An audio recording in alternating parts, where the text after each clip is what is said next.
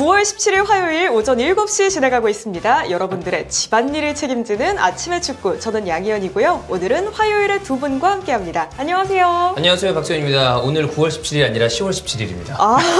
네. 자, 9월에 살고 있는 양희연 아나운서 그리고 아침의 축구의 한 달 전 방송 리와인드하는 느낌으로 해보도록 하겠습니다. 녹화 방송입니다. 네, 녹화 방송이고요. 예.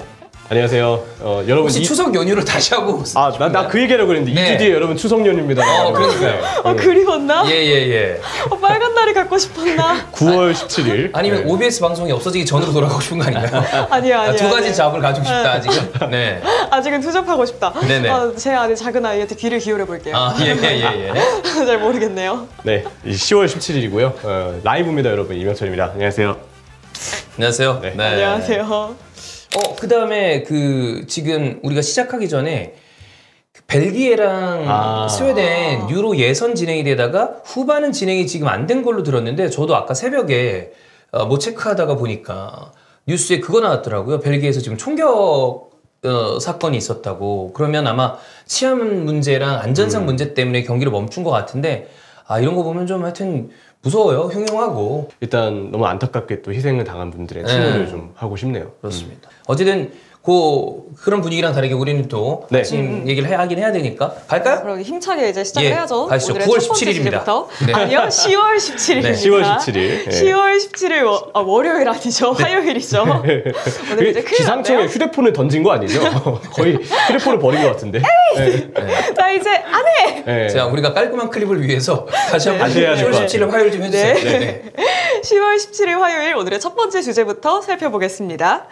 베트남전이 오늘 저녁 8시에 진행이 됩니다. 지난 튀니지전 4대0으로 크게 승리를 가져왔기 때문에 이번 베트남전도 승리를 크게 할 거라고 기대하시는 분들 많을 것 같습니다. 또 한 가지에 기대할 게 또 있죠. 지난 경기에 손흥민 선수가 출전하지 않았지만 이번 경기에는 출전할지 여부에도 많은 분들의 관심이 쏠릴 것 같은데요.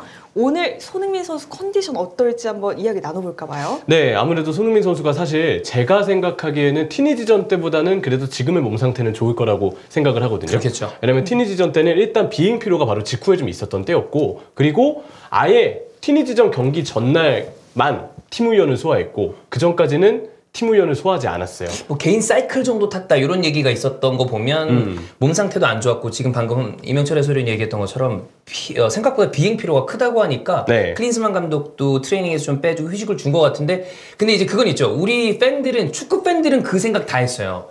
손흥민 선수가 안 나왔으면 좋겠다. 쉬어야 된다. 근데 축구를 요때만 보시는 분들은 그래도 손흥민 뛰는 거 보고 싶은데 그게 나쁜 건 아니거든요. 왜냐면 당연하죠. 보고 싶으니까. 스타니까.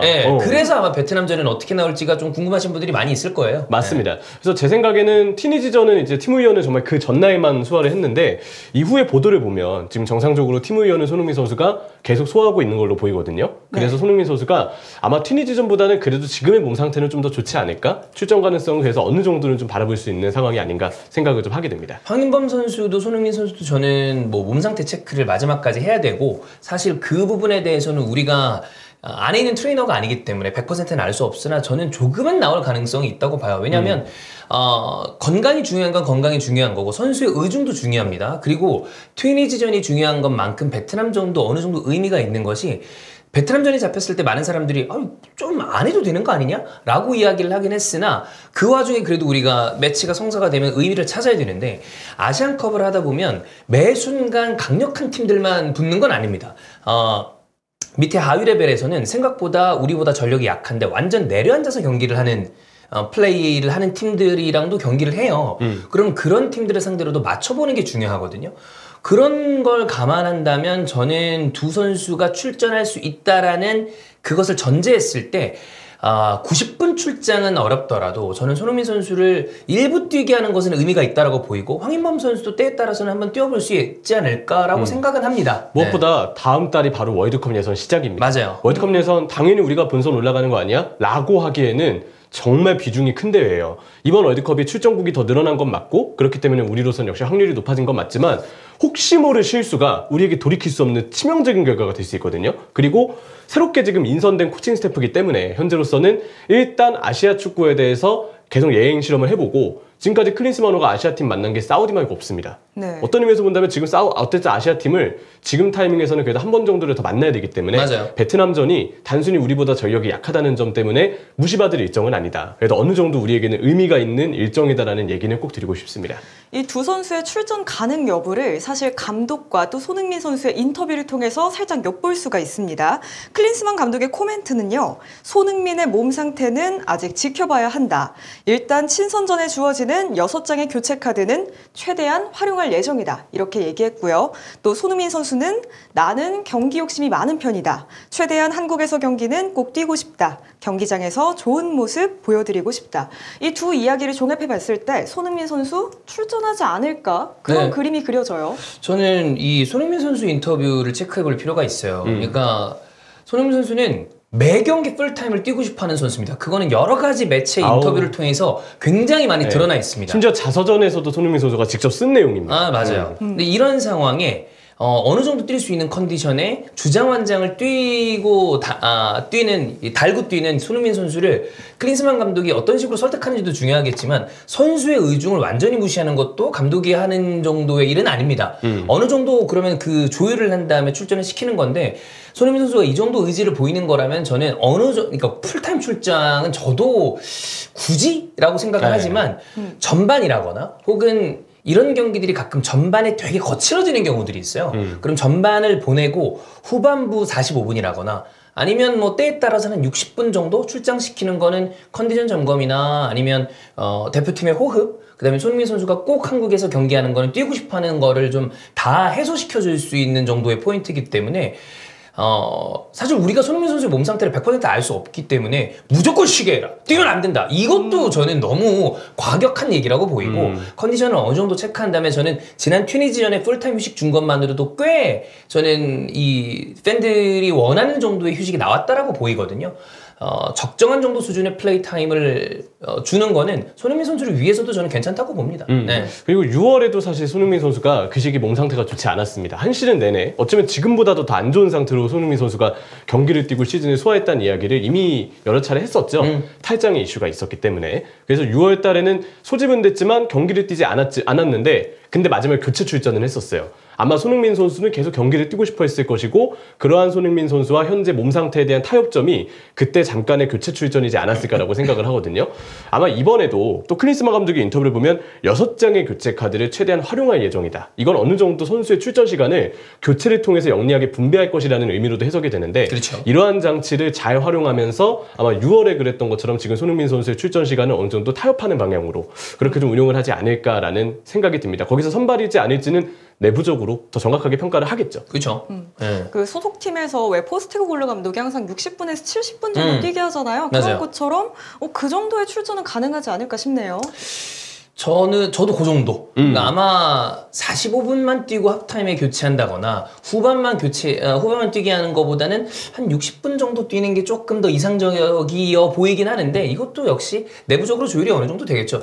이게 이런 얘기가 계속 도는 게 아무래도 클린스만 감독에 대한 지금 현재까지의 평가가 완전히 긍정이지 않잖아요. 솔직히 얘기하면 이제 부정이 가까운 것도 있었고 튀니지전 대승한 건 있지만 그거랑 별개로 뭔가 좀 그 손흥민을 너무 신경 써주지 않는 거 아니야? 이렇게 우리가 생각을 해서 그런데 그 대표팀 감독은 대표팀 감독이 해야 될 일이 있는 거고 무엇보다 중요한 건 선수의 의중도 중요합니다. 특히 손흥민 선수는 토트넘의 레전드이기도 하나 우리 대표팀에 대한 엄청난 이 로열티를 가지고 있는 선수이기 때문에 어느 정도 그거를 조율하면 그리고 뭐 몸 상태가 나쁜데 베트남전에 모든 걸 불태우면서 부상을 다시 당한다거나 이렇게까지 할 선수도 아니기 때문에 너무 걱정할 필요는 저는 없지 않나라고 생각합니다. 맞습니다. 그리고 손흥민 선수 이외에도 우리가 또 관리를 해줘야 돼. 지금 바이에른 뮌헨에서 정말 많은 경기를 뛴 김민재 선수라든지 사실 어쩌면 김민재 선수 지금 체력 이슈가 더 클 수도 있어요. 김민재 선수 진짜 야일 수도 있어요. 진짜. 그리고 사실 아시안 게임을 다녀온 선수들도 정말 말도 안 되는 일정을 한 3주가량 소화하고 난 다음에 지금 한국에서 경기를 또 뛰고 있는 거거든요. 서령우, 홍현석,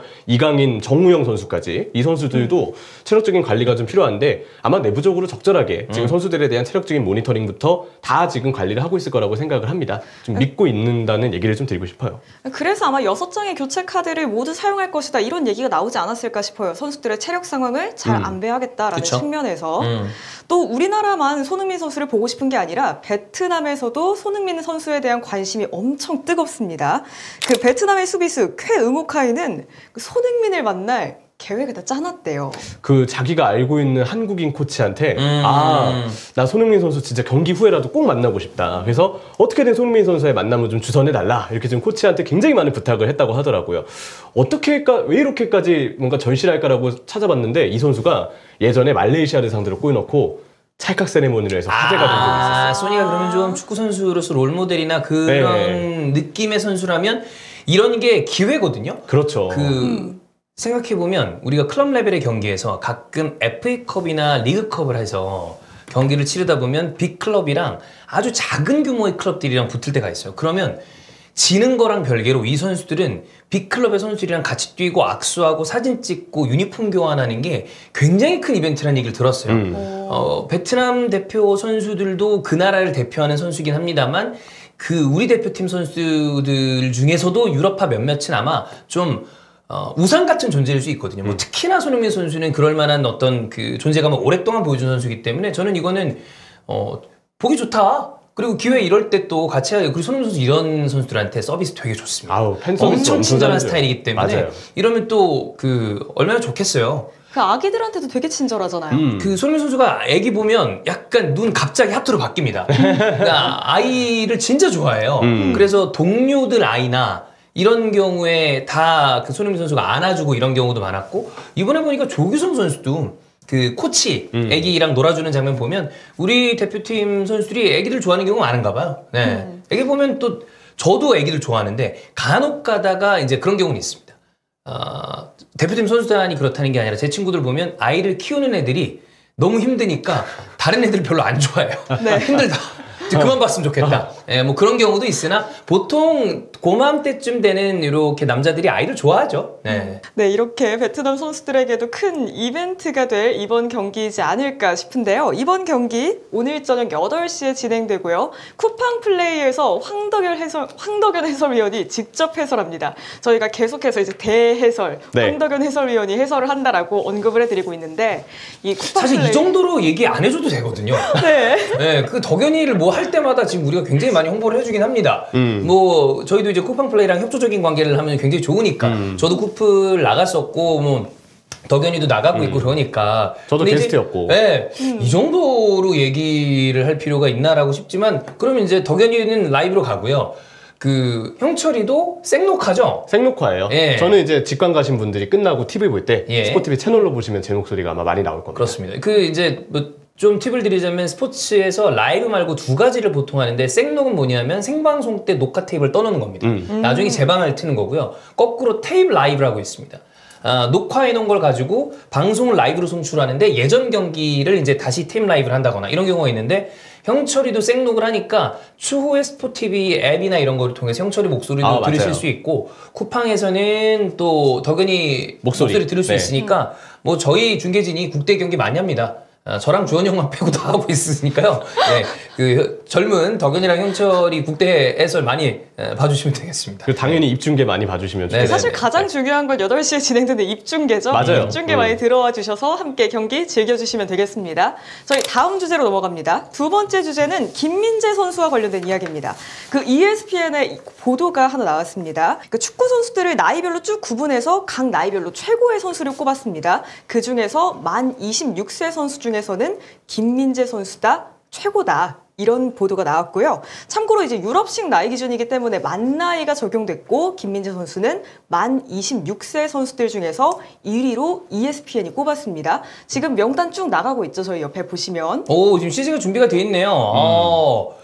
그 김민재 선수가 26세로 됐고 우리가 이제 우리도 여기 적응을 해야 되는 게 우리는 만이라는 표현을 쓰잖아요. 근데 이게 만이 어떻게 보면 월드와이드 표준이거든요. 근데 우리가 이전에 한국 나이를 쓰다 보니까 만을 따로 붙이는데 여기 우리가 적응을 해야 될 것 같아요. 이제 이 나이가 표준이 돼야 되는 거죠. 네. 생일이 지나면 한 살 먹고 그쵸? 아니면 한 살 덜 먹고 네. 이 나이를 이제 기준으로 삼는 거죠. 그러니까 저는 아직 그 병원이 만 나이를 씁니다. 예전에도 병원은 항상 만 나이를 썼었어요. 그럼 병원 가서 진료를 받고 처방전을 낸다거나 그 약국 가서 약봉투에 보면 만 나이가 항상 써 있거든요. 그럼 저는 아직도 그 37세라고 나와요. 7세라고 나오는데 한국 나이였으면 39이야. 맞아요. 아. 네, 종윤이 형 아직 생일이 안 지났습니다. 생일 지나면 38로 올라가거든요. 그거 기준으로 이제 지금은 우리 아마 올해까지는 우리가 만 쓰지만 내년부터는 그냥 이 나이를 써도 되지 않을까라고 생각을 합니다. 어쨌든 중요한 건 26세면 김민재 선수가 그 이명철 해설위원이랑 같은 해에 태어났어요. 96년생이니까 그렇죠. 맞죠. 물론 이제 형철이는 굳이 예전 우리 기준으로 따지면 빠른 96이긴 해요. 아유, 저는 근데 신경 안 씁니다. 네. 근데 이제 그 김한 해설위원 같은 경우가 4월 29일생인데 빠른 8호거든요. 에? 그래서 얼마나 빠르냐 제가 물어본 적이 있는데 그런 케이스도 있긴 있습니다. 이제 그런 거는 저랑 6개월 차이 나는데 제가 형이라고 부르거든요. 근데 이제 저는 꾸준히 형이라고 부르면서 놀리고 욕하는 게 재밌기 때문에 계속 형이라고 부르긴 하는데 어쨌든 뭐 그런 경우는 이제 안 생기겠죠. 맞아요. 네. 네, 어쨌든 이게 만 나이가 중요하다. 그렇습니다. 네, 그렇게 이제 김민재 선수가 이긴 주요 선수들의 명단 살펴보면 뭐 프랭키 더용, 후뱅 디아스, 테오 에르난데스, 니콜로 바렐라.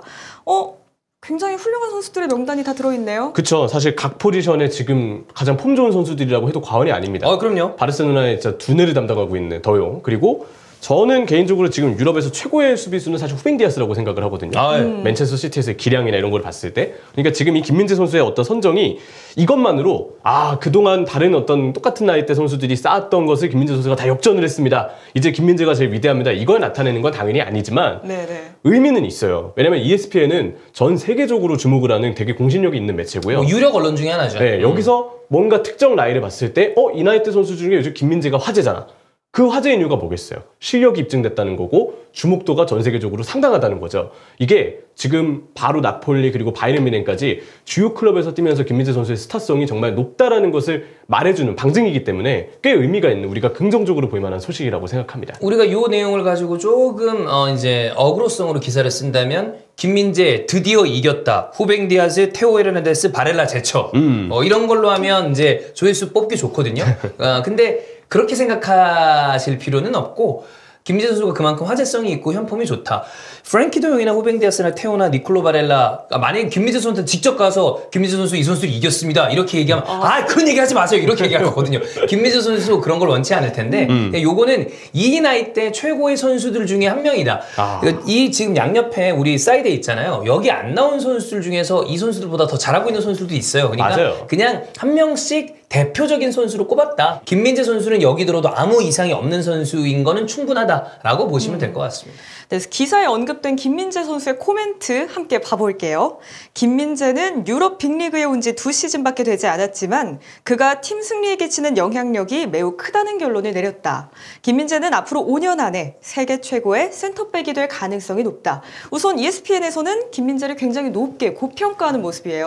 이걸 보면서 느낀 거는 우리는 이제 김민재 선수가 사실 전북과 어느 정도 이야기가 되면서 대학 무대를 뛴 거긴 하지만 해외에서는 그 대학 무대에 대한 어떤 이해가 우리에 대한 어떤 구조를 전반적으로 다 이해할 수 없잖아요. 그쵸. 그러니까 어떻게 보면은 김민재 선수가 20살이 넘은 꽤 나이가 이제 유소년 나이를 지났는데도 프로팀이 아니고 뭔가 하위리그에서 뛴 것 같은 해석을 해외의 시선으로는 할 수도 있을 것 같아요. 볼 수 있죠. 우리는 사정을 알지만 그들이 봤을 때는 야, 김민재 한국에서 무명이었다가 이렇게 올라온 거구나. 그렇게 받아들일 수밖에 없는 지금 틀이거든요. 커리어 틀이. 김민재 선수는 이제 연세대 때부터 이미 사실 뭐 최고의 네. 선수가 될 거다라는 걸 알고 있었지만 학원 축구에 이해도가 없는 케이스라면 좀 궁금해할 수 있을 거고 김민재 선수 커리어 보면서 가장 해외 팬들이 이제 저거 뭐야라고 보는 건 역시 경주 한수원입니다.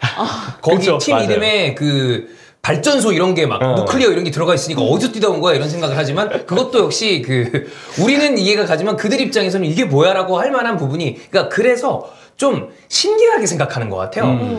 손흥민 선수나 이강인 선수는 해외에서 커리어를 일찍 시작했지만 김민재 선수는 K리그에 있다가 간 케이스고 학원 축구 특히나 대학 무대를 한번 밟았었기 때문에 더더욱 신비롭게 보는 경향이 좀 있는 것 같더라고요. 아니 이렇게 갑자기 올라온다고? 근데 뭐 우리는 알고 있죠. 어렸을 때부터 이미 김민재 선수는 최고의 제목 맞아요. 중에 하나였다라는 걸 알고 있으니까 저는 김민재가 전북 현대에서 뛰는 걸 봤었던 거를 직접 눈으로 이제 목격을 했으니까 현장 가서. 근데 여기까지 온 거 보면 진짜 그 몇 년 사이에 김민재 선수가 원래도 좋은 선수였지만 얼마나 올라왔는지를 볼 수 있는 좀 기분 좋은 기사가 아닌가 싶습니다. 네. 김민재 선수가 거쳐온 팀 봤을 때 이제 뉴클리어 적혀 있으면 외국인들 입장에서는 다시 볼 것 같아요. 이 선수의 국적을. 이거 잠깐만 사우스가 아니라 노스 아니야? 그럴 수 있거든요. 네, 이외의 나이별 최고의 선수들 저희 한번 쭉 짚어보는 시간 가져보겠습니다. 먼저 만 16세 라민 야말. 이 선수는 뭐 말할 것도 없죠. 07년생 너무 어리지만 너무 잘하는 선수로 잘 그쵸? 알고 있죠. 네, 뭐 최고의 선수가 될 만한 제목이죠, 역시. 지금 16세하면 당연히 먼저 떠오를 수밖에 없고 가장 독보적이라고 봐야 돼요. 그러다 보니까 이 선수가 16세가 맞나 싶을 정도의 아주 완성된 드리블 기술을 보유하고 있기 때문에 지금 바르셀로나에서 정말 인상적인 선수 중에 한 명이죠. 만 20살의 주드 벨링엄, 21살의 그바르디올, 22살 사카, 23살 홀란, 24세 음바페, 그리고 26세 김민재입니다. 21세 그바리디올이 조금 안 믿기죠. 아. 그바리디올이 그 수염이 좀 있고 일단. 일단 외관상 엄청나게 베테랑 수비수처럼 보입니다. 근데 이 선수 진짜 어리거든요. 저는 근데 그바리디올이 잘하는 걸 알고 있지만 네. 그 월드컵 때 이제 메시에게 한번 녹았던 기억이 있기 때문에 그것만 보신 분들은 약간 의심하는 분들이 있는데 아마 이번 아스날 대 맨시티전에서 그 제주스 막는 거 보면 다 느끼셨을 거야. 보통 선수는 아니다. 진짜 맞아요. 잘하는 선수고 여기 올라올 만한 선수 맞습니다. 네. 근데 나이가 조금 더 들어 보이는 게 그 축구장 안에서는 좀 더 유리하지 않을까요? 왜냐하면 봤을 때 이 선수 되게 관록 있어 보이고 되게 잘해 보이는 인상 줄 수 있잖아요. 근데 아마 유럽에서 봤을 때 그 우리는 동안이다 이런 표현을 칭찬의 개념으로 쓰는데 저쪽 구라파 쪽은 또 그런 느낌은 아닌 것 같더라고요. 근데 그건 있죠. 나이가 좀 관록 있어 보인다는 건 모르겠지만 그바르디올이 약간 그 옛날에 영화 300 느낌이에요. 그러니까 진짜 전투적 스파르타 느낌으로. 스파르타 느낌이기 때문에 와 쉽지 않다. 누가 봐도 딱 봤을 때 이런 느낌이거든요. 근데 그건 있대요. 그 유럽에서 뛰어본 그 국내 선수들한테 물어봤을 때 그들 사이에서도 수비수들의 그 강력한 피지컬이나 인상 때문에 좀 주눅이 드는 경우는 없지 않아 있다 하더라고요. 근데 반대로 조금 호리호리하고 인상이 조금 순해 보인다거나 조금 그러니 그냥 봐도 진짜 착해 보이는 인상 있잖아요. 그러면 한번 제쳐봐? 이런 생각을 안 하지는 않는 것 같아요. 한번 어깨 한번 그렇죠. 쳐봐 네. 느낌이 들 것 같죠. 근데 뭐 우리처럼 뭐 동안이다 이런 개념은 아니지만 근데 수비수들이 저는 이런 비주얼인 건 좋다고 봅니다. 네. 네. 근데 저는 결론은 항상 그거예요. 잘하는 선수는 어쨌든 잘한다. 그렇죠. 네, 곱상하게 생겨도 잘할 수 있고 뭔가 험상궂게 생겨도 약간 좀 영리하지 못한데 이런 선수가 될 수도 있는 거고요. 그렇죠. 네, 명단 더 보면 27살의 로드리, 29살의 브루노 페르난데스, 30살의 해리케인, 31살 모하메드 살라, 그리고 36의 리오넬 메시가 있습니다. 한 가지 의아한 게 왜 우리 항상 메날두라고 같이 부르곤 하잖아요. 메시는 있는데 호날두는 없어요. 이게 이제 36살에서 끊어서 그런 건데 네. 만약에 38세까지 올리면 근데 생각을 해봐야 될 거가 38세 물론 호날두는 여전히 뭐 역시 최고의 반열에 올랐던 선수가 맞지만 85년생 하면 빼놓을 수 없는 게 또 모드리치가 있어요. 모드리치. 그럼 유럽 무대에서 지금 뛰고 있는 선수를 여기다 올렸을 가능성도 감안을 해야 되기 때문에 어쩌면 저는 처음에 이걸 보고서 장난으로 이 기사에 팬들이 그런 얘기했어요. 이 기사 쓴 기자 호날두 안티 아니냐. 38세까지 해서 호날두를 넣었어야지. 근데 나는 곰곰이 생각하려 봤을 때 모드리치가 올라왔을 가능성도 생각을 한다면 어쩌면 어둠의 호동생일 수도 있다. 어둠의 호동생. 호날두가 38세까지 했는데 이름이 빠지는 걸 막기 위해서 아예 일부러. 36세에 끊자 라고 생각을 해볼 수도 있지 않나. 야, 네. 그래서 일부러 37세부터 티 안 나게 37세부터 끄는 걸 수도 있고. 네, 그렇죠. 왜냐면 호날두 만 38세이기 맞아요. 때문에. 네. 되게 미묘하게 이제 36으로 딱 끊었잖아요. 40에서 끊었으면 차라리 납득이 잘 되는데. 근데 그것 때문에 그럴 거예요. 어제죠. 저희가 오늘 히든풋볼에서 다룰 텐데 이근호 선수가 이번 시즌 끝나고 은퇴를 발표를 했습니다. 그러니까 85년 저랑 동갑내기 선수들 꽤 은퇴를 많이 했어요. 그러니까 현역에서 뛰고 있는 수준급 선수들이 이제는 많이 내려왔기 때문에 그래서 그냥 요 정도 87년생들은 아직 그래도 제법 뛰거든요. 요 정도로 끊는 게 적합하지 않나라고 생각하고 아마 끊지 않았을까? 당장 85년생 웨인 루니 지금 버밍엄 시티 감독으로 감독이고요. 네. 그 전에 뭐 미국에서 감독하고 있었고 더비 카운티 감독하고 했으니까 예. 네. 이미 어느 정도는 베테랑 봤는데 너무 많이 올라서 그쵸. 그런 나이고 은퇴한 선수들 역시 다수 있는 나이대라고 봐야죠. 이 명단을 보면 사실 손흥민 선수가 없잖아요. 나이로 보면 만 나이로 조금 헷갈리는데 어느 선수가 대신 올라간 거죠? 손흥민 선수가 이 나이를 기준으로 봤을 때는 만 31살이거든요. 모하메드 살라랑 동갑입니다. 92년생인데 물론 생일 여부에 따라 좀 다르겠지만 92년생이 천재들이 되게 많이 나왔던 해예요. 맞아요. 네이마르, 마리오 게체, 괴체, 루카스 모우라. 그다음에 그땐 천재였어요. 좀 아쉬웠지만 천재 맞았고 제그리셔. 예, 윌셔. 예. 그리고 마네는 나이가 9위였나? 아, 저 나이는 사실 잘 외우되어서 네. 맞는 것 같거든요. 네, 그 마네 9위 선수. 선수들이 정말 많아요. 맞아요. 근데 그 중에서 마지막까지 지금 명맥을 유지하고 있는 선수가 손흥민, 뭐 살라, 요 정도, 뭐 네이마르. 근데 네이마르가 이제 아무래도 좀 사우디로 갔기 때문에 그 정도 선수들인데 맞나요? 마네도 맞네. 9위가 많네. 네. 진짜 많았어요. 근데 전체적으로 지금까지 쌓아온 커리어로 봤을 때 손흥민도 못지않지만 아무래도 또 역시 살라가 이번 시즌 또 보여주고 있는 폼. 근데 이번 시즌 보여주고 있는 폼은 손흥민도 센데 이거 아까도 얘기했지만 어느 정도 전 밸런스를 맞추기 위해서 리그 밸런스, 대륙 밸런스를 생각을 했을 때 비슷한 정도의 선수를 할지라도 요거 하나 넣을까? 뭐 이렇게 생각을 할 수도 있을 것이고. 그렇죠. 네. 파란 옷 입고 살라 얘기하니까 좀 어색하긴 한데 살라 8경기 5골 4개 도움입니다. 네. 올 시즌 진짜 잘하고 있거든요. 약간 저는 살라를 축신, 축구의 신이다. 진짜 그냥 보면은 너무 영리하게 잘해요. 맞아요. 그냥 골 넣는 것만 전부가 아니야. 동료 지원해주고 네. 공간 끌어주고 이런 어떤 기본기가 너무 좋은 선수이기 때문에 다시금 좀 대단하다라고 느끼는, 항상 대단하다고 느끼는 좀 선수 같습니다. 요게 이 나이 때 그냥 대표적인 선수다라고 생각을 하시면 되니까 이런 건 역시 그냥 김민재 이 정도 그쵸. 이렇게 생각하시면 됩니다. 김민재가 이렇게 쟁쟁한 선수들 사이에서 그래도 ESPN이 최고로 꼽았네 정도로 보시면 아마 재미있지 않을까 싶습니다. 이렇게 ESPN이 선정한 각 나이별 최고의 선수 살펴봤습니다. 한 번 더 강조를 해드리지만 재미로만 보세요. 저희 다음으로 세 번째 주제 봅니다. 프리미어리그 이적생들을 스카이 스포츠에서 성공적인 이적생이다 혹은 그 기대에 못 미친 이적생이다 이렇게 평가를 했습니다. 그런데 좋은 의미보다는 약간 팬들의 고개를 갸우뚱하게 만드는 그런 평가들로 인해서 지금 화제가 되고 있거든요. 왜인지 명단부터 살펴보시죠. 먼저 성공한 선수들 명단으로는 라이스, 카이세도, 베투, 그바르디올, 호일룬, 워드프라우제, 주앙페드로, 콜파모, 소보슬라이, 마운트, 메디슨 이렇게 꼽았고요. 실패한 선수로는 하베르츠, 잭슨, 산체스, 오나나 이렇게 4명 꼽았습니다. 두 패널분들 좋아하시는 선수들이 일단 성공적인 영입생 명단에 들어갔어요. 라이스는 들어가야죠 당연히. 당연히 들어가야죠. 그리고 이번 시즌 1억 유로가 넘는 이적료가 지출된 선수들 중에 성공으로 분류할 선수가 있고 좀 애매하고 아니면 아예 망했다라고 할 만한 선수들도 있는데 라이스는 가장 성공적인 영입. 제가 아스날 팬이 아니더라도 저는 넣을 만하다고 봅니다. 이건 당연히 안 들어갔으면은 제가 이제 강렬하게 비판하는 뭔가를 냈을 수도 있죠. 라이스는 뭐 지금 사실 아스날의 이미 핵심이기 때문에 당연히 여기 들어가야 된다. 잘하고 있다. 돈 안 아깝다. 네, 최고의 영입이다. 라고 해도 틀리지 않는다. 네. 소보슬라이도 무조건 들어가야죠. 소보슬라이 들어가야죠. 안 들어가야 될 선수 아닙니다. 안 들어갔으면 이거 공식적으로 항의해야 될 정도의 내용이지 않을까. 물론 그 외에도 약간 좀 긴가민가한 선수들이 있기는 한데 어쨌든 소보슬라이도 올 시즌 베스트 영입에 분명 꼽힐만한 지금 활약을 좀 하고 있고요. 다시금 느끼지만 진짜 제라드의 향수를 뭔가 자극하는 그 멋진 중거리 슛, 킥력, 오른발 능력, 등번호 8번의 상징성, 되게 헌신적으로 뛰는데 공격도 수비도 다 잘해주는 어떤 스타일을 가지고 있거든요. 그런 점들까지 이 소보슬라이가 가지고 있는 장점 당연히 성공이 꼽혀야 되고 굉장히 좀 뿌듯하게 생각하고 있습니다. 라이스랑 소보슬라이는 이적료가 얼마였죠? 아무래도 이적료는 라이스가 더 비쌌죠. 라이스는 한화로 따지면 1,500~600억 정도는 됐던 걸로 기억을 해요. 근데 고비용 고효율의 전형이죠. 그러니까 그 돈을 썼지만 아스날 팬뿐만이 아니라 타팀 팬들도 저 정도 하면 저 돈 안 아깝지 라고 이야기가 나오는 편이고 소보슬라이는 그거보다는 이적료가 많이 낮았죠. 근데 성공한 선수는 굳이 이적료의 높낮이를 구분하지 않아도 돼요. 그죠? 왜냐면 그때 그 선수 그 가격 아니면 못 사는데 네. 그걸 안 살 거야? 당연히 사야죠. 네. 그래서 저는 가격은 성공했으면 박수만 치면 된다. 근데 라이스랑 소보슬라이님이 그 정도 반열에 올라선 선수라고 생각합니다.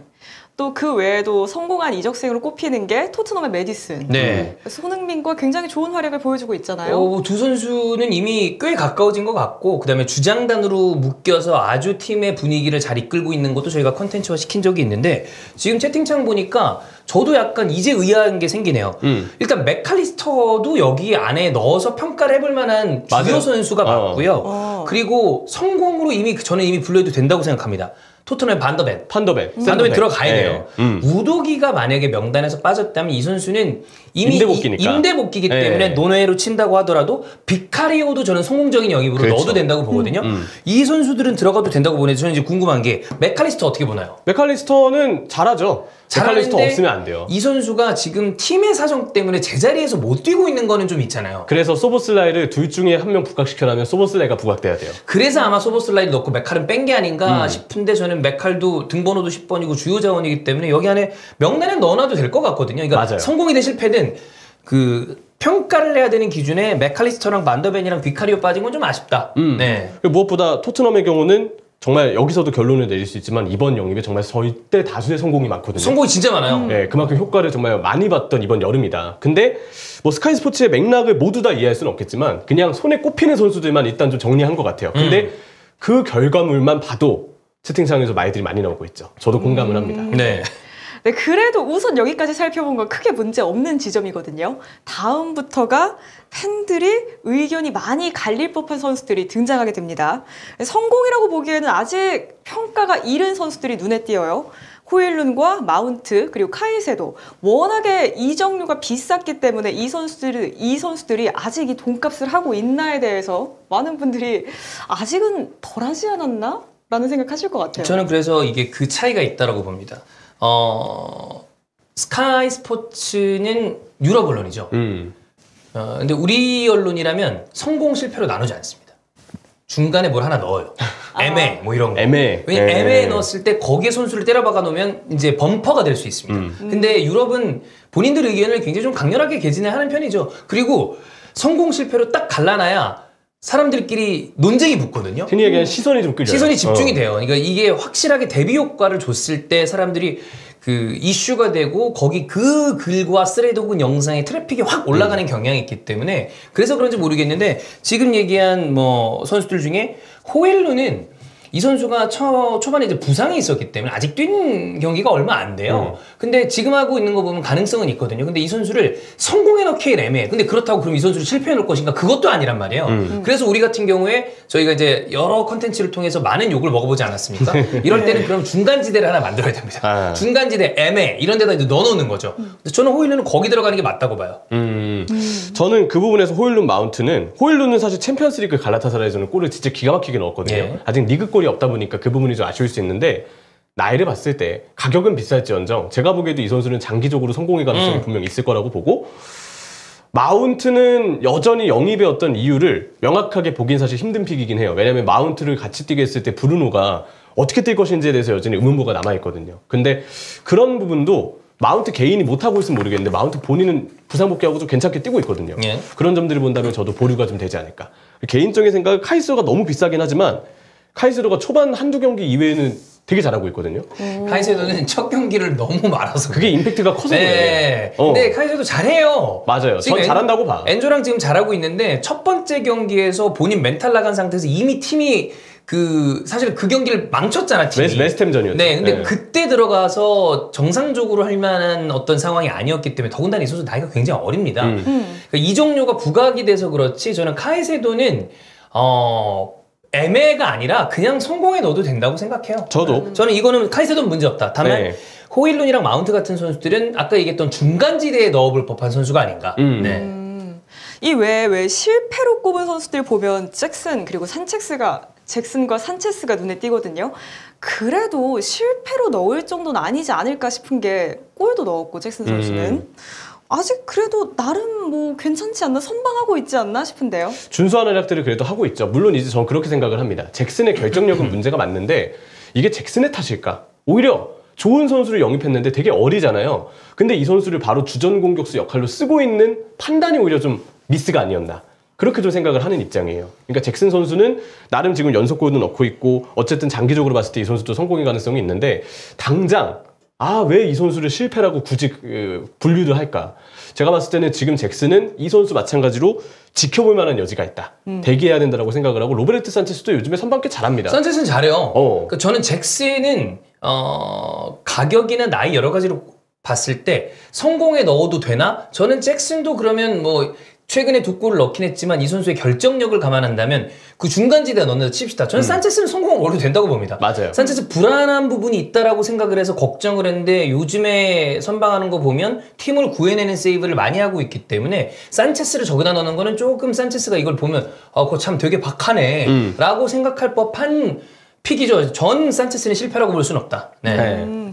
이렇게 스카이 스포츠가 선정한 선수들의 성공과 실패 다소 애매한 부분이 많습니다. 그래서 저희가 중간지대 완충지를 하나 설정해서 성공, 실패 그리고 보류까지 해서 선수들 다시 분류해 볼게요. 보류가 있어야 돼요. 이렇게 보류를 해놔야 나중에 할 말이 생깁니다. 보류 없이 이렇게 해놓는다. 물론 나중에 컨텐츠를 다시 뽑을 수는 있지만 욕을 많이 먹거든요. 그럼 이제 보류를 넣어서 중간지대를 넣어야 되는데 저는 아까 얘기했던 것처럼 아까 성공으로 얘기했었던 게 라이스, 카이세도, 베트, 그바레도, 호일룬 보류 갑니다. 워드프라우즈 성공 맞고요. 주앙페드로 전 주앙페드로는 보류예요. 저 보류예요. 이 선수 스탯을 잘 쌓았다고 해도 주앙페드 보류예요. 경기 내용적으로 NC소가 그 자리에 있다가 이제 페드로가 뛰잖아요. 맞아요. 실수가 좀 많아요. 네. 저는 보류입니다. 그래서. 주앙페드로 보류 가고요. 그 다음에 마운트 보류 가겠습니다. 마운트 보류. 네. 그 다음에 니콜라 잭슨 저 보류 갈게요. 산체스 성공으로 갑니다. 그 다음에 하베르츠 오나나는 그건 말하기 싫습니다. 네. 오나나 지금 실수 너무 많고요. 카이도 이게 아스날 팬들도 카이에 관련된 어떤 시선이 좀 갈려요. 그러니까 팬덤 안에서도 이 선수에 대한 평가가 갈리는데 갈리는 이유는 하나입니다. 이적료가 너무 비싸요. 그러면 당연히 빡빡한 시선을 보낼 수밖에 없는데 저는 이 선수를 보류에 넣기는 지금까지 이적료 대비 해준 게 없긴 하다. 만약에 우리가 스펙트럼을 따집시다. 딱 갈라서 실패, 보류, 성공이 아니라 1부터 100이야. 그러면 중간이 보류 50이라고 봤을 때 보류 안에 있다 하더라도 실패 쪽 보류입니다.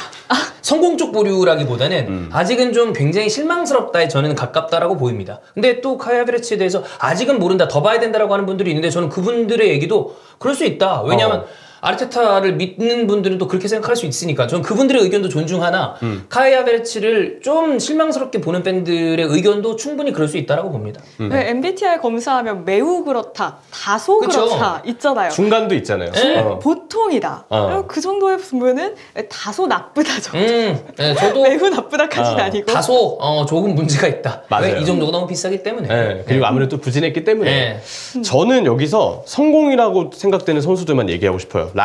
먼저 라이스, 메디슨, 소보슬라이, 워드프라우즈, 그바레디올, 콜파머 요즘에 잘하고 있죠. 그런 점들을 봤을 때 저는 이 선수들은 성공으로 분류할 수 있다라고 좀 생각을 하고 카이세도 보류하겠습니다. 왜냐하면 카이세도 성공하겠습니다. 카이세도까지 성공. 나도 카이세도 성공해요. 카이세도까지는 올려야 된다고 보고 베투는 리그에서 골이 없거든요. 그래서 보류. 호일룬 마찬가지로 리그에서 골이 없습니다. 그래서 보류. 주앙페드로 스탯은 잘 쌓는데 실수가 많습니다. 그래서 보류. 잭슨 일단 이 선수 장기적으로 봤을 때 성공이 될 가능성이 큰데 현재까지는 팀이 너무 주전 공격수 자리를 어린 선수한테 맡긴 게 더 문제인 것 같긴 하지만 그렇다고 해서 잭슨이 막 성공의 느낌까지는 아닌 것 같아요. 보류. 산체스 실수 기간이 있었기 때문에 전 산체스 보류입니다. 마운트가 좀 고민되는데 부상까지 고려했을 때 저는 일단 마운트도 실패해 놓고 싶어요. 실패. 왜냐면 이적료도 세고 부상으로 빠진 기간이 불운하긴 하지만 어쨌든 그 선수의 어떤 이른바 마이너스 요소라는 부분도 좀 고려를 해야 된다고 보거든요. 지금까지 실패를 꼽자면 하베르츠, 오나나, 마운트 이렇게 세 명이 아닐까. 네, 근데 마운트 개인 폼은 좋은데 앞서 언급드린 팀이 이 선수를 다른 동료들과 같이 어떻게 쓸 것이냐. 그치. 거기에 대해서 해답을 찾기 전까지는 올려주기는 좀 쉽지 않다. 이거는 사실 테나의 책임이다라고 저는 좀 얘기하고 싶네요. 그 스카이 스포츠 제가 본 사이트를 안 들어가 봐서 그런데 네. 네이버 뉴스처럼 네. 댓글 달리고 뭐 좋아요, 나빠요 누릴 수 있어요? 댓글을 달 수 있는 형태는 좀 아닌 아니었다고 걸로. 기억을 네. 하고요. 좋아요는 저 옛날에 진짜 스카이 스포츠를 밥 먹듯이 들어갈 때가 있었는데 요즘 이제 안 들어간 지 오래돼가지고 정확한 기억은 안 납니다만 좋아요는 있었나? 어쨌든 댓글의 형태는 아니에요. 그 해외 커뮤니티는 보면 그냥 우리처럼 게시글을 쓰고 거기 댓글을 쓰는 형태도 있습니다만 스레드 형태가 많아요. 그러니까 주제가 하나 열리면 거기에 계속해서 그냥 추가로 댓글을 다는 형태가 많은데 스카이 스포츠는 기사에 댓글은 없었던 걸로 기억이 납니다. 사실 요즘은 더 좋은 장치가 있죠. SNS, 스카이 스포츠 인스타, 그쵸? 트위터 이제 X지만 X, 뭐 페이스북 등의 다양한 페이지들이 있는데 거기에 이런 기사들 다 스크랩되거든요. 리그램을 하거나 뭐 리트윗을 하거나 공유를 하거나 해서 댓글 달고 답글 달고 막 이모티콘 보내고 막 하트 이런 거 있고 막 불불불 그려져 있고 배신한 선수들 반페르시 같은 선수들 뱀뱀뱀 그려져 있고 막 이런 것들이 SNS에서 시시각각 답장이 오히려 어떻게 보면 뉴스 댓글보다도 더 빠르게 나옵니다. 되게 활발해요.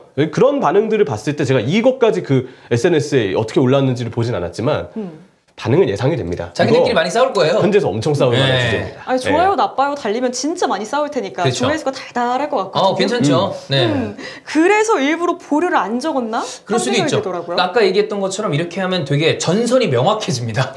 그렇게 하는 순간 게시글을 띄우고 화제성을 띄기에는 굉장히 좋기 때문에 그래서 중간지대를 안 정했을 수도 있어요. 네. 네, 이렇게 스카이 스포츠가 선정한 프리미어리그 영입생 평가까지 살펴봤습니다. 저희 네 번째 주제입니다.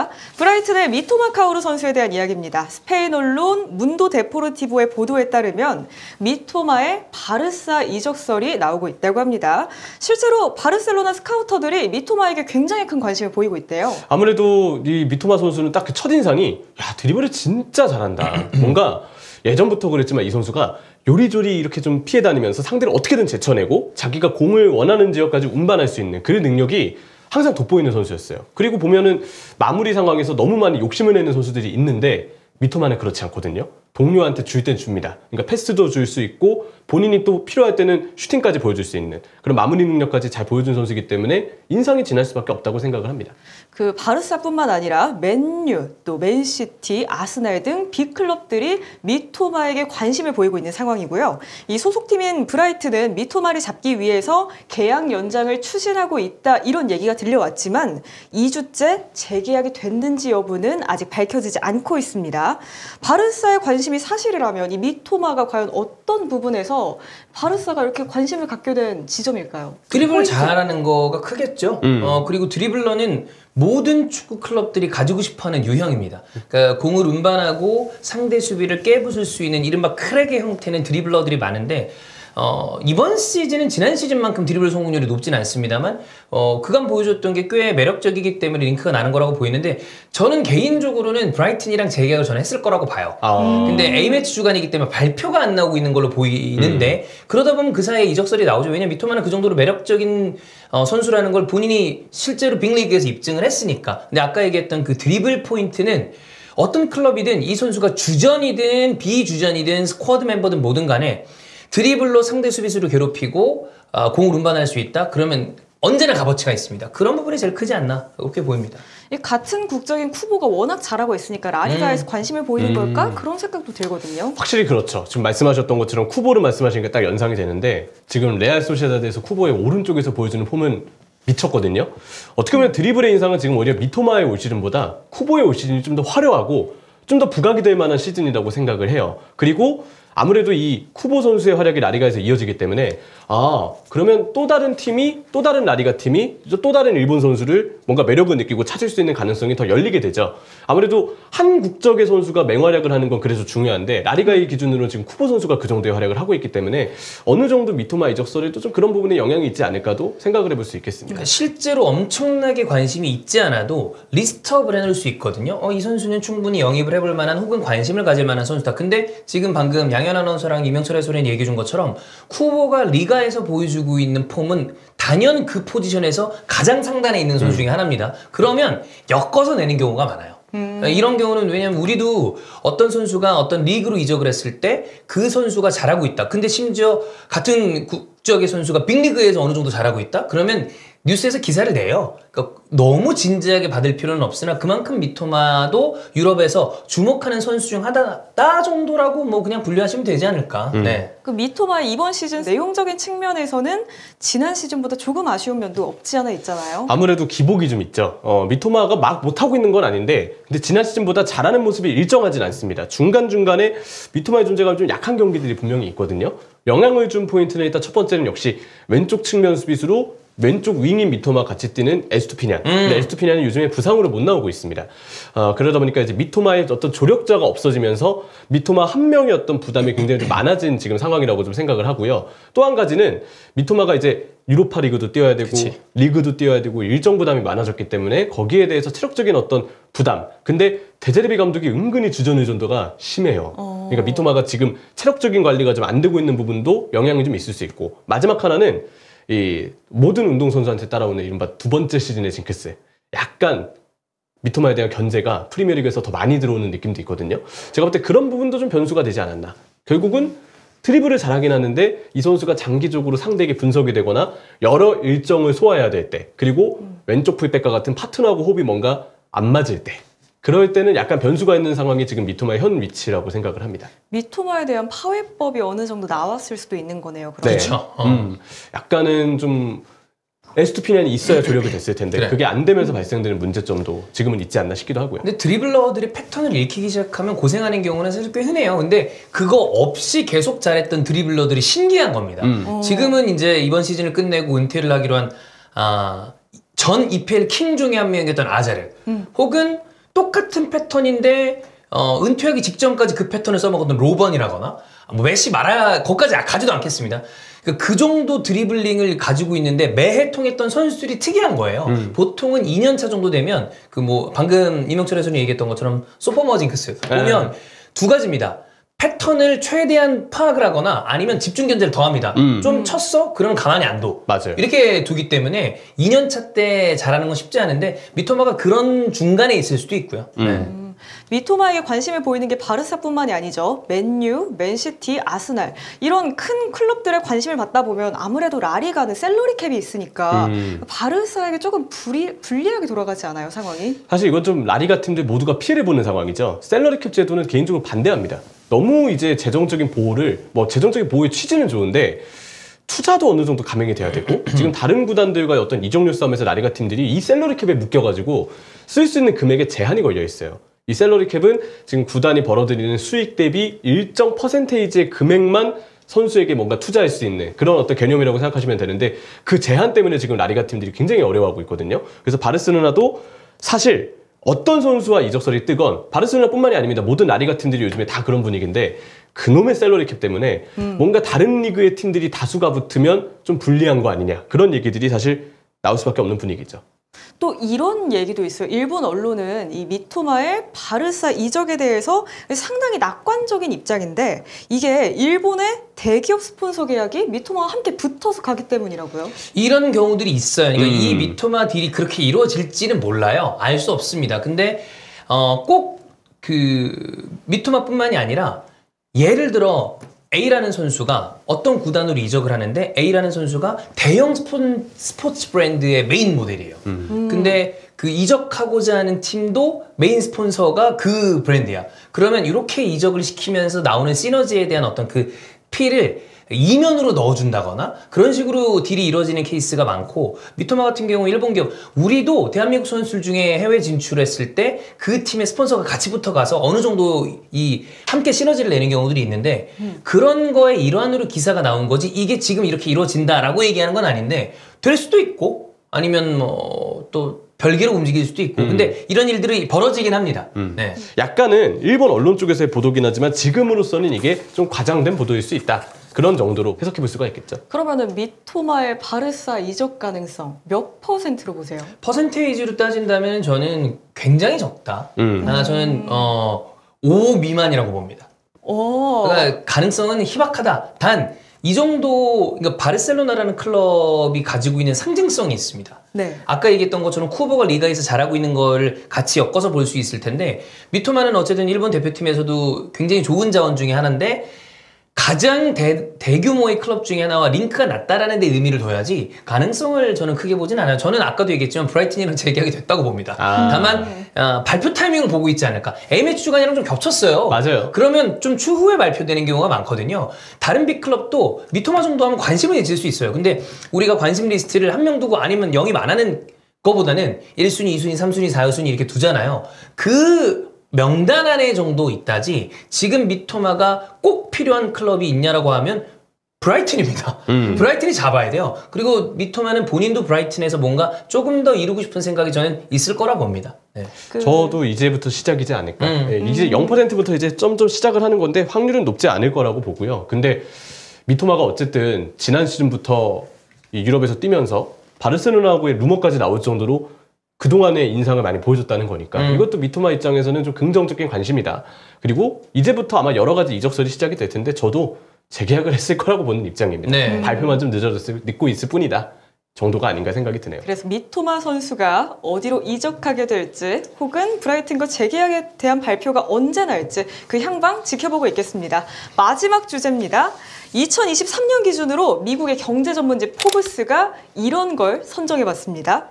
2023년 축구 선수들 중에서 누가 제일 돈 많이 벌었나? 탑 10입니다. 10위부터 한번 살펴볼게요. 10위 하면 어떤 분이 이제 어떤 선수가 감이 잡힐지 궁금하긴 한데. 사실 10위는 딱 생각하긴 하진 않아요. 맞아요. 네. 일단 돈 많이 번 선수? 그러면 네, 10등. 최근에 이적한 선수이지 않을까? 왜냐면 그 선수가 일단 좋은 조건으로 팀을 옮겼을 거니까. 뭐 연봉에 네. 다시 계약을 바꾼 다음에 가는 경우도 많고. 그쵸. 근데 지금 저희는 이제 명단을 봤잖아요. 네. 전 이 선수가 10일 거라고 생각을 못했어요. 느낌상. 막 CU가 나오고 있는데 그거는 이제 잠시 후에 일단 밑에서부터 훑고 올라갈게요. 저희 10위부터. 어우, 스가 지금 아주 채팅창 난리가 났어요. 지배를 난리가 하고 있네요. 났어, 아주. 여러분 조금만 참아주세요. 조금 네. 뒤. 예. 10위부터 보면 이제 10위는 해리케인입니다. 해리케인이 난 10위 바깥 칠 줄 알았거든요. 근데 뭐 이래저래 주급이랑 여러 가지를 보면 해리케인이 돈을 많이 벌었나 봐요.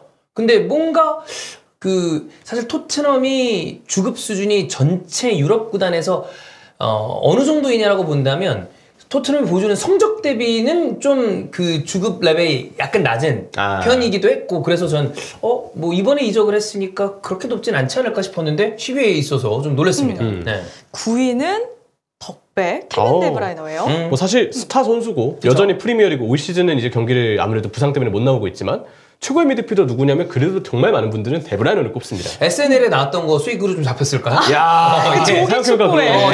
신도림. 네. 신도림 조기축구단. 네. 그 조기축구회. 거기 주급이 있나? 근데 거기 뭔가 출연료 이렇게 해가고 네. 좀 뭐 들어가지 않았을까요? 근데 이거 포브스가 보면은 뭐 기존 연봉에 보너스에 뭐 선수 개인의 뭐 운영 사업에 뭐 광고에 다 붙인 거거든요. 지금 방송 출연료도 이게 이 리스트가 네. 됐어요. 엠넷 그때 예고 영상 찍었잖아요. 그래, 엠넷에서 그러니까 과하게 줬나 보다. 들었을 거야. 신도림에서. 네. 뭐 엠넷이나 SNL도 포함돼 있을 것 같은데요. 가능성. 충분히. 예. 그리고 요런 거 초청하고 했을 때 쿠팡이 돈 시원하게 쓰거든요. 분명히 저는 뭐 여기 일부라도 들어가지 않았을까. 그러니까요. 그 뭐 모래밭에다가 모래 살짝 뿌린 정도로 들어갈 수 있죠. 네.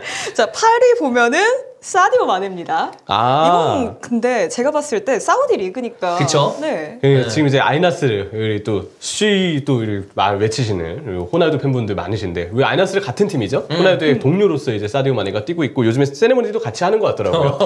마네 선수가 아이나스를 아무래도 사우디로 가면서 좋은 조건을 받다 보니까 선수 돈 많이 번 선수 랭크에 지금 마네 선수도 이렇게 자랑스럽게 좀 올라 있는 게 아닌가 생각이 드네요. 7위는 모하메드 살라입니다. 살라. 살라. 6위는 엘링 홀란. 사실 뭐 살라도 홀란도 실력은 일단 너무나도 좋고 그 팀에서의 조건도 좋지만 이 선수들도 스타성이 되게 뛰어나서 각자의 어떤 그 스폰서, 활동 이런 부분에서 얻게 되는 개인 수익이 많을 거예요. 이게 아까 지금 방금 유영철 해설이 얘기했던 것처럼 내부에서 수익의 비중이 어떤지 모르겠지만 제가 그때 들은 바로 이집트에 가면 그냥 사방이 살라래요. 그러면 이집트 관련된 기업이나 이런 스폰서들에 대한 광고가 살라가 엄청 많을 거예요. 맞아요. 그리고 노르웨이에서 혼란이 받고 있는 어떤 그 주목도도 어마어마하게 높을 거기 때문에 보면 이 이집트, 노르웨이 같은 국가는 아무래도 우리가 생각하는 가장 강력한 유럽 축구 강국보다 스타 선수들의 비중이 좀 적잖아요. 네. 그럼 한 선수들에게 많이 쏠립니다. 노르웨이는 요즘 좀 많이 나오고 있긴 합니다만 이집트는 단연 살라 아니야. 그래서 뭐 그때 봤을 때 그 이집트 다녀왔던 저 아는 분 중에 하나가 그 살라가 안 붙어 있는 걸 찾는 게 빠를 정도라고 그랬어요. 그러니까 돈을 아마 많이 벌 겁니다. 맞아요. 그리고 홀란은 EA스포츠 FC 메인 모델이죠. 그게 또 선정이 되면서 지금 아무래도 그에 따른 활동을 통해 벌어들인 수익도 꽤 있지 않을까라는 생각이 좀 해요. EA가 매출이 엄청나게 큰 회사기도 하고 그 시리즈이기 때문에 메인 모델이면 아마 이거 모델료도 꽤 클 거예요. 맞아요. 네. 그런데 그 정도로 버는 선수들이 지금 7위, 6위란 말이에요. 예. 5위권 안은 도대체 얼마나 벌지 상상도 안 가네요. 천문학적인 느낌이죠. 그렇겠죠. 네. 네. 그래서 5위 볼게요. 5위는 카림 벤제마입니다. 벤제마는 역시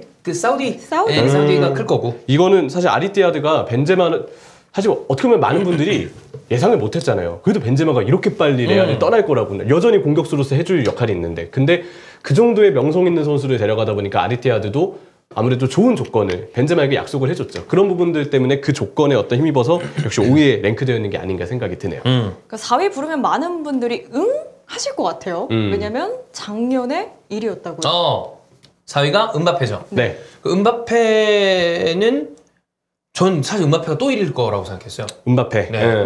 근데 음바페가 4위입니다. 일단 파리하고의 워낙 그 지난 시즌 정확히 지난 여름부터 이제 계속 시작된 그 재계약 관련 이슈들. 예. 근데 그러면서 어쨌든 음바페 선수가 좋은 조건의 어떤 계약들을 지난 여름에 이번 여름이 아니죠. 지난 여름에 또 맺고 그러면서 플러스된 개인 조건들이 많을 거라고 생각을 했는데 제가 볼 때 이거는 음바페 수익이 떨어졌다라기보다는 음바페 수익 떨어진 거 하나 있다. e스포츠 메인 모델이 이제 혼란에게 나왔잖아요. 말고는 아니고 없는 것 같은데. 모델료 생각보다 클 거예요, 진짜. 아마 클 거라고 생각해요. 적은 돈일 수가 없어. 네, 이거 추정입니다, 네, 그럴 네. 수도, 그러니까 뭐 일부 영향이 있겠지. 네, 이거는 그냥 생각나서 한 얘기인데. 근데 음바페 그래도 이 중에서 만약에 그 선수의 권한으로 따지면 1위입니다. 선수가 가지고 있는 권한은 음바페가 이길 거예요. 기사에 따르면. 네, 돈은 4위지만 네, 기사에 따르면 그렇습니다. 맞아요. 어쨌든 음바페는 제가 볼 때 음바페가 떨어졌다기보다 다른 선수들, 이후에 있는 선수들이 올라가면서 이렇게 좀 역전된 상황이 있지 않았나라는 생각이 좀 드네요. 이제 드디어 3위권으로 들어갑니다. 3위는 이미 다들 알고 계신 분위기예요. 다 말이 나왔어요. 네이마르입니다. 번 네이마르. 돈이 1억 1,200만 달러, 1,517억 원. 한화로. 한화로. 네, 연입니다, 연. 1,517억. 그리고 1년에. 제가 알기로 사우디가 세율이, 그러니까 세금을 아마 거의 다 보전을 해주는 걸로 알아요. 어떻게 세제가 있는지 정확하게 모르겠습니다만. 그러니까 실제 세금 제외 수익은 아마 사우디 선수들이 더 올라갈 가능성이 큽니다. 순위적으로 봤을 때. 제가 그 생각을 못했네요. 이게 네이마르가 딱 있었을 때 그 생각을 했어야 되는데 네이마르 인스타 가서 사우디 언급된 그 글이 몇 개가 올라왔나. 그때 보도 중에 그거 있었어요. 네이마르가 사우디에서 글 몇 개씩 올리면은 글 하나당 얼마씩 준다. 이거 그 보통 인플루언서들이 피드 올렸을 때 어느 정도의 스폰서 금액을 받아요. 근데 그거는 천차만별이거든요. 근데 이 정도 급 되는 선수들이 국가적인 리그 홍보를 하는데 피드를 올린다? 그러면 아마 그것도 상상하지 못하는 금액이 들어올 겁니다. 맞아요. 사우디 소득세 없대요. 그러면 이야. 그냥 다네. 다라고요? 네, 싹 다 들어오는 거죠. 그러면 뭐 더 아무래도 수익이 더 엄청날 수밖에 없죠. 그 혹시 여기 자영업 하시는 분들이 있을지 모르겠지만 이제 저희 부가세 신고 기간이거든요. 부가세가 많이 나가요. 네, 부가세가 많이 나갑니다. 세금이 네. 뭐 누가 세금 내는 거 좋아하겠냐마는 부가세가 많이 나갑니다. 네. 자, 이제 세금을 내고 싶지 않으면 사우디로 가서 영업장을 차리시면 되겠습니다. 문 열어봤는데 여기가 사우디라면 모래바람이 분다면 이런 생각이 들 수밖에 없는 계절이 아닌가. 네. 춥네요. 그럼요. 아침에 네. 6도니까 춥죠. 추워요. 어쨌든 네이마르 이게 딱 봐도 사우디 이적하면서 플러스가 된 그 수익이 있을 거잖아요. 예. 역시 이번 어떤 올해 그 수익에 대한 어떤 얘기를 할 때는 그 사우디가 그치. 꽤 영향이 있구나 네. 라는 부분들을 좀 알 수가 있네요. 2위 보겠습니다. 2위는 다들 뭐 아시겠죠? 리오넬 메시. 메시. 미국으로 넘어가서도 현재 2위입니다. 네. 메시는 사실 어떻게 보면 더 큰 돈을 벌 수도 있었을 것 같아요. 왜냐하면 사우디에서의 제안이 더 좋았으니까. 근데 어떻게 보면 메시는 그렇지 않고 미국을 선택을 해서 MLS에서 뛰고 있는데 알고 보니 이제 미국에서도 역시 아주 영리하게 또 뭔가 스폰서를 통해서 벌어들일 수 있는 수익들이 있더라고요. 특히 기사를 보면 FTV가 지금 메시 효과로 MLS에 대한 사람들의 관심도가 전 세계적으로 늘면서 FTV에 대한 구독자도 꽤 많이 효과가 늘었다고 하더라고요. 저도 이제 얼마 전에 아이폰 15 프로맥스를 바꿨는데 이거 그거예요? 네, 애플 스토어 가서 받아왔어요. 그렇구나. 근데 이것도 이제 지금 사면은 3개월가량의 혜택을 주더라고요. 참고로 저 그냥 애플 팬이어가지고 항상 이런 얘기 하고 다닙니다. 아무튼 그래서 그 애플 TV도 이제 MLS도 볼 수 있는 지금 위치에 있는데 무료 구독권을 주더라고요. 근데 그 메시 선수가 애플 TV의 어떤 수익에 일부를 또 이렇게 받을 수 있는 조항이 있다는 얘기가 또 보도에 있더라고요. 네. 그런 점들까지 메시의 어떤 수익이 플러스 되는데 역시 한몫하지 않을까라는 생각을 좀 합니다. 실제로 메시가 이렇게 이적한 후에 관객도 엄청 많이 늘었잖아요. MLS 자체에 대한 인지도 자체가 올라갔죠. 많은 사람들이 아마 미국 내에서 보는 것뿐만이 아니라 해외에서도 메시 보기 위해서 그리고 특히나 메시가 마이애미 들어가서 했었던 그 경기력이나 이런 것들이 너무 좋아요. 아예 팀 자체를 바꿔놓은 네. 느낌이기 때문에 충분히 리그 전체 홍보에도 도움이 됐을 겁니다. 네. 아, 메시 얘기하는데 지금 난리 났어요. 아, 이게 왜냐면 2위가 발표되면 1위가 거의 확정되는 그렇지. 거거든요. 난리 결국에 둘 중에 하나거든요. 맞아. 아무도 메시 얘기 안 들어. 그저 1위가 호날두인 것만 중요해. 모두한테 지금. 난리 났어요. 그래도 말하면 좀 들어주세요. 아니 제가 그 어제 넥슨 사내 행사를 갔습니다. 아. 사내 네. 행사를 하고 있는데 정답 그 퀴즈가 있었어요. 그 임직원분들이 퀴즈에서. 근데 정답이 호날두였어. 근데 맞춘 분이 있어요. 근데 호날두 정답하고 맞추자마자 거기 한 200명이 있었는데 남자 그 임직원분들이 저 소리를 다 내요. 아, 그걸 내고 있다가 나오는 길에 제가 세리머니 가능한 거 그랬더니만 나오면서 했어 그분이. 방송인이 아닌데도. 진짜요? 네, 그래서 확실히 저 임팩트가 크긴 크다. 세죠. 네. 근데 사내 행사잖아요. 예. 회사 사람들이 다 보고 있는데 나오면서. 예예예. 쉽지 아무래도 않은데? 역시 그 넥슨 사내 행사지만 그게 FC 온라인과 관련된 그거기 때문에 아. 또 좋아하는 분들이 많더라고요. 게임을 기본적으로 하는 분들이라 네. 오면서 와 난리 났습니다. 저 가가지고 알라스는 줄 알았어요. 거기서 판교인데. 그래서 거기서 제가 있었다면 아 젠장 또 우리 형이야 이거 예, 했을 예, 거예요. 네, 네, 네. 지금 안 그래도 채팅 엄청 나와요. 젠장 또 형이야. 아 젠장 또 우리 형이야. 오늘 보스니아전도 꼬놓은 걸로 기억을 하는데 예, 대단합니다 호날두. 네. 그 형입니다. 메시보다도 수익이 큰데 진짜 훨씬 더 커요. 한화로 3,250억 원, 거의 2배 가까이 벌었습니다. 야. 일단 아이나스르 효과가 있을 예, 거고. 이게 사우디 효과가 클 거예요. 그렇죠. 게다가 아무래도 호날두라는 선수가 가지고 있는 그 스타성, 아까도 이제 얘기했지만 거의 판교죠. 네. 넥슨이니까. 네. 판교 전체가 슈로 하게 만드는 그 그러니까. 어떤 스타성. 이걸 예. 누가 합니까? 판교를 호날두의 뒤집었다. 파급력이죠. 맞아요. 그리고 역시 이제 이 호날두가 이 부분에 1등 선정이 되게 익숙한 선수예요. 그죠? 2014년부터 이제 포브스 선정 축구 선수 수익이 해마다 이제 발표가 됐는데 호날두가 무려 지금까지 6번이나 1등을 차지했기 때문에 아마 계속 메시랑 엎치락 뒤치락 했는데 스폰서 액수랑 여러 가지로 봤을 때 호날두가 많았던 적이 조금 더 많았나 봐요. 맞아요. 근데 이게 거의 추정치입니다. 실제로 저는 제가 추정컨대 이거보다 이들 돈 더 많이 벌었을 가능성이 큽니다. 아 그럼요 당연해요. 여기 집계 안 되는 다른 수익들이 충분히 더 있을 가능성이 크기 때문에 예. 네, 이렇게 2023년 포브스가 선정한 가장 돈 많이 번 축구 선수들 10명까지 살펴봤습니다. 오늘 저희 아침에 축구가 준비한 거 다 살펴봤습니다. 첫 번째로는 베트남전에 손흥민 선수가 출전할지의 여부, 두 번째로는 ESPN이 선정했던 연령별 최고의 선수의 26세, 만 26세 김민재 선수가 선정됐던 거, 세 번째로는 프리미어리그의 이적생 평가 스카이 스포츠가 선정했었고요. 네 번째로는 미투마 카오루의 바르사 이적설, 마지막으로는 돈 많이 번 축구 선수까지 살펴봤습니다. 저희 아침의 축구 오늘 저희가 준비한 건 여기까지인데요. 저희가 수요일에 하나의 라이브가 또 있습니다. 생각해보니까 내일은 라이브를 2개 한다고 들었어요. 그렇죠. 아침에 오전 라이브랑. 축구하고 저희가 커뮤니티에 일정 올려놨는데 그 양현 아나운서 Q&A 느낌으로 제가 조금 있다가 아마 저희 채널에 그거 올라갈 거예요. 커뮤니티에 미리 질문을 좀 받을 거예요. 궁금하신 거 올려주시고 즉석에서 또 질문하실 거 해주시면 그거 대답해주고, 그게 아마 양현 아나운서가 아침에 축구 이후에 다른 컨텐츠로 갈 수 있는 일단 1차적인 교두보가 아닐까. 그거 저희가 진행을 하니까 많이 와주시면 됩니다. 내일 8시입니다. 20시. 네, 소통 방송이고 소통하실 수 있으니까 많이 찾아와 주시고 그 커뮤니티 글에 궁금하신 점, 네. 내가 이거 좀 물어보고 싶었다 하신 점들 댓글 많이 달아주시면 감사하겠습니다. 그 짤 될까봐 걱정되거든요. 손 들고 있는데 놀랍도록 아무도 관심을 주지 않았다? 생각보다 댓글에 질문이 아무것도 안 올라옵니다. 아무것도 오지 않았다. 네. 그럼 곤란해요. 그러면 제가 조용히 그 커뮤니티 글을 지우겠습니다. 아, 감사합니다. 예예예. 또 감사합니다. 이제 네네네. 그 보호를 해야 되기 그런 건 차원에서 조용히 해야 글을 돼요. 지우고 맞아요. 조용히 라이브를 하지 않겠습니다. 네네. 조용히 모든 게 무산되는 걸로. 네. 네, 그런 일이 없도록 댓글 많이 달아주세요. 그럼 저희 오늘 준비한 거 여기까지입니다. 저희는 내일 아침 7시에 다시 찾아올게요. 그럼 안녕! 고맙습니다.